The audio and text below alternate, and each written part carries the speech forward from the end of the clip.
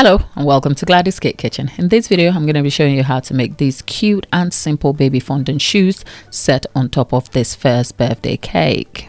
The same pair of shoes in white was used on a christening themed cake with a full tutorial coming soon, but first let's make these cute shoes. I have a bowl of kneaded fondant into which I will add some Tylose powder. This is mixed into the fondant with a drop of pink food coloring. The pink colored fondant is rolled out on a lightly dusted surface and a fondant smoother used for polishing before the fondant is ready to be cut.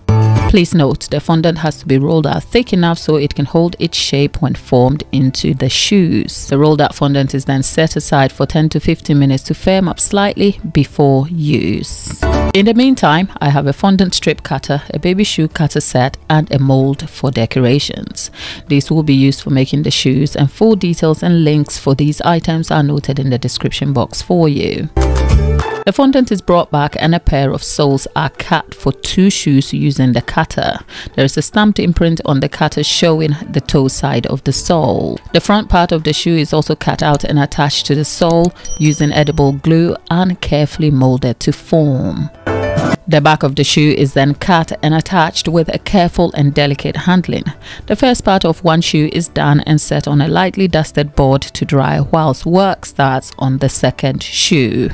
When both shoes are done, they are left to dry for up to half an hour or an hour and then returned to be finished. When the shoes are done, next a fondant strip cutter is used to cut some strips for the lace of the shoes. The strips are first created as an imprint and a sharp blade used to cut the strips individually, which is then attached to the shoes. The mold is then used to add small detailed decorations to the shoe, and that's our shoes done and ready. For best result, the shoes are to be made a day or two before they are to be used, just so they have time to dry and set hard. These shoes were set on top of a cake for a family friend, but the same shoes in white were set as toppers for this christening cake made for a lovely customer. For more on fondant toppers, the video on screen shows you how I made a fondant cup topper for a milestone birthday. I'll see you in my next video. Thanks for watching.